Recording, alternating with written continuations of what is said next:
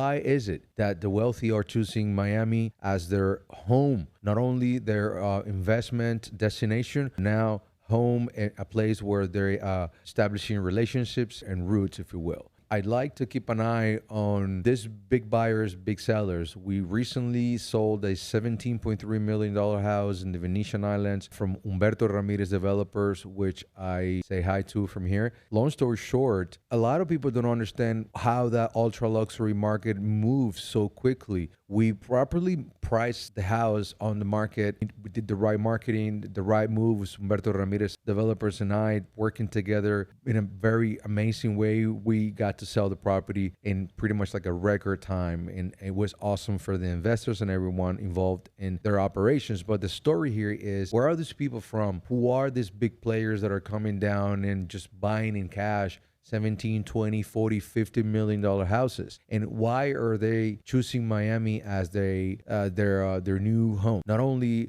a investment destination, but now their home. I remember one day when we were under contract, I was hanging out at the dock, making sure things were right, and some family members of the new buyers drove by from the Venetian waters, and it was just beautiful. They were so excited about their new home from the water, and a bunch of friends from out of town.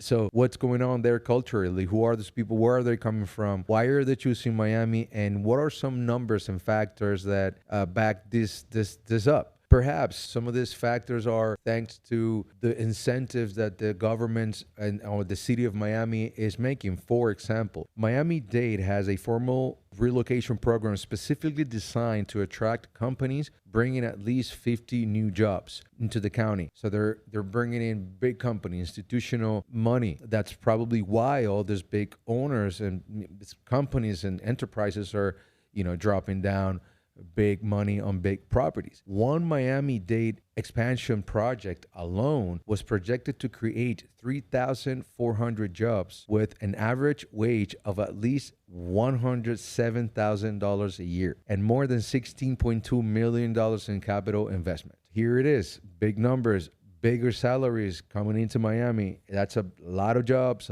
3,400 jobs with the over in the six figures as their salary coming in. That's something that was expected to come at any time, because one thing that was happening at one point and still happening is that everything's so expensive and the local people are not earning the equal amount of money that the inflation and everything else is expressing. So these people are actually coming in out of town. Hopefully, the local people and our local service providers can all benefit from that and potentially earn more money as well, because at the end of the day, it's only right.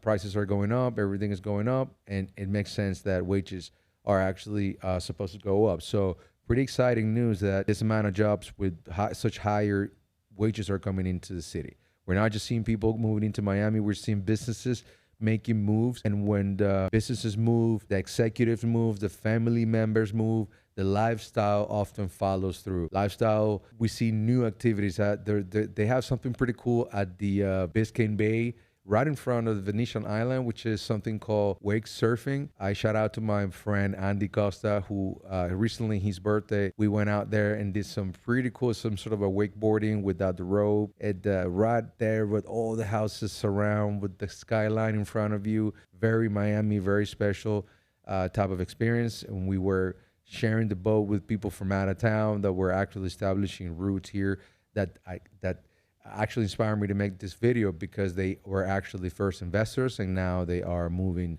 in for good and even potentially having their kids and thinking of a bright future here in Miami. Miami was always the capital of investment, the Monaco of South America, if you will. It's always been a capital, but right now it's pretty much, the whole COVID, Messi, the World Cup, everything.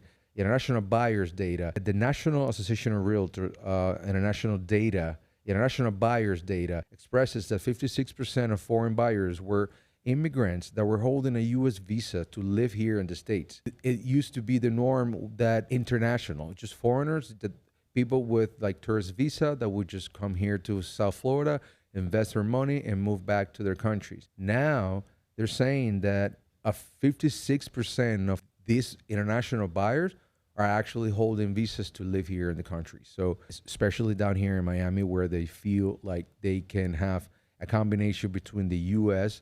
system, which is just legit, and also a some sort of a mixed culture, and that's pretty cool. 56% of international buyers are holding visas. That's about 43,700 homes purchased all around the United States.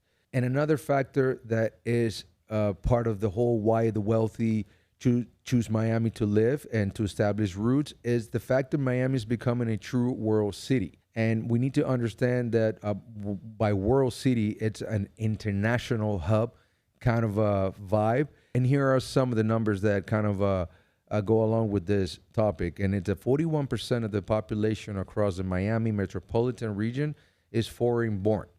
Interesting enough that 1,000 multinational companies have their Latin America headquarters here in Miami. Also, Miami, it's the city in the United States with the most amount of international banks. Foreign companies create an average of approximately 4,500 jobs per year in Miami-Dade between 2020 and 2024, according to data cited by the Financial Times. And what's interesting here is that a world city isn't just created by a bunch of buildings in a skyscraper and in a beautiful skyline.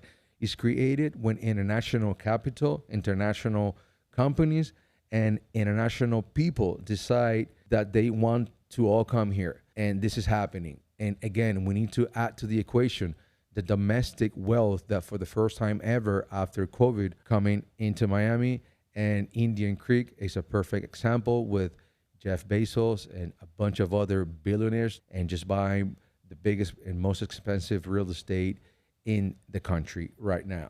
And they're all here in Miami. The money is pretty real. International buyers purchased $56 billion in U.S. residential real estate in the latest National Association of Realtors report period. That's about 78,000 properties, median price about $500,000. And here's an interesting number that 47% of those were paid cash. That's another interesting thing when all this international wealth comes in. It's their behavior.